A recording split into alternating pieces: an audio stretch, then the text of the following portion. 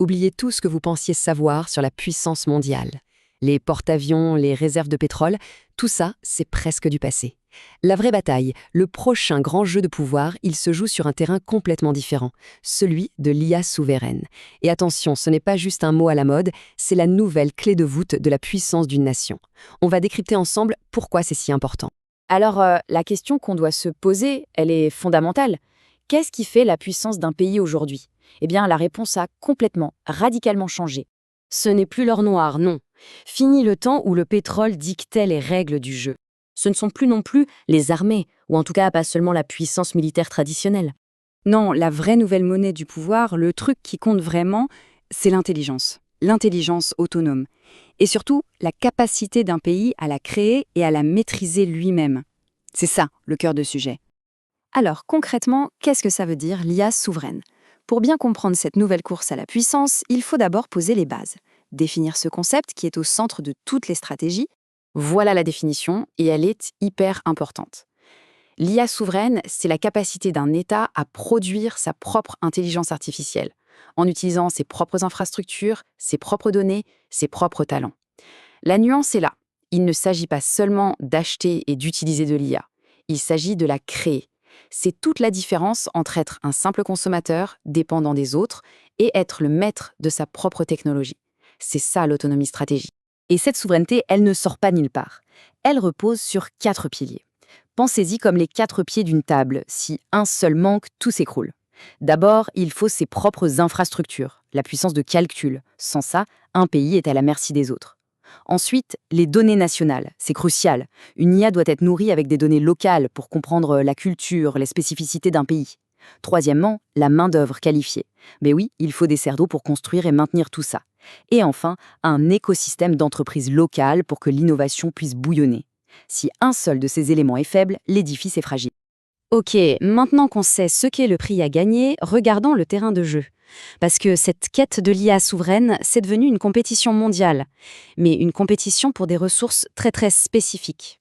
En gros, la nouvelle géopolitique de l'IA, elle est dictée par l'accès à 3 choses. La puissance de calcul brut, l'énergie et l'eau pour la faire tourner, et, peut-être le plus important, les données et la culture qu'elle transporte.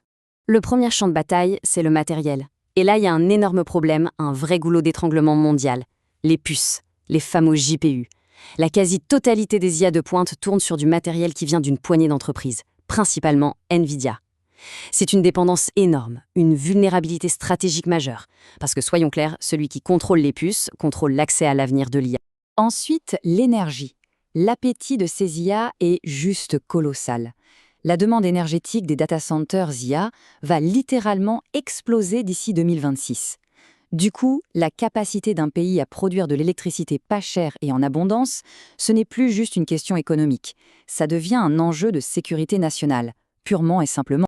Et enfin, il y a la dimension culturelle. C'est peut-être la plus subtile, mais elle est absolument cruciale. Imaginez un monde où tous les modèles d'IA sont entraînés uniquement sur des données et des valeurs américaines ou chinoises. Eh bien, ils propageront cette vision du monde.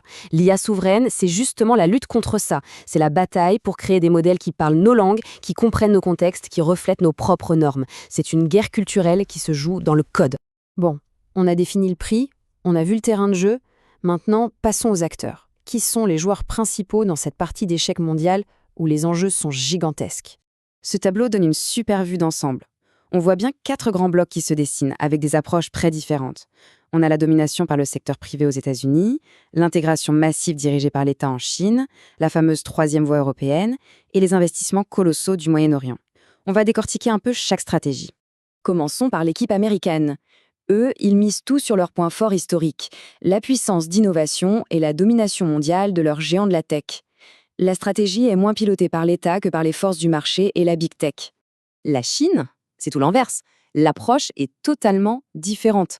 Là, c'est l'État qui est aux commandes, qui pilote une intégration verticale massive.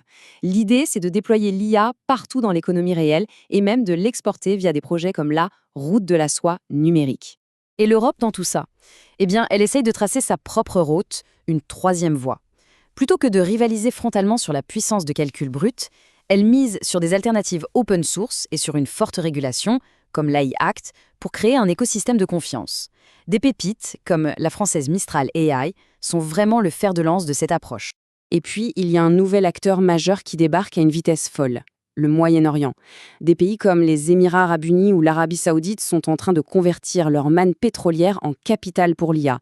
Ils construisent des écosystèmes complets à partir de zéro, avec une ambition claire, devenir des hubs mondiaux et dominer l'économie de l'après-pétrole.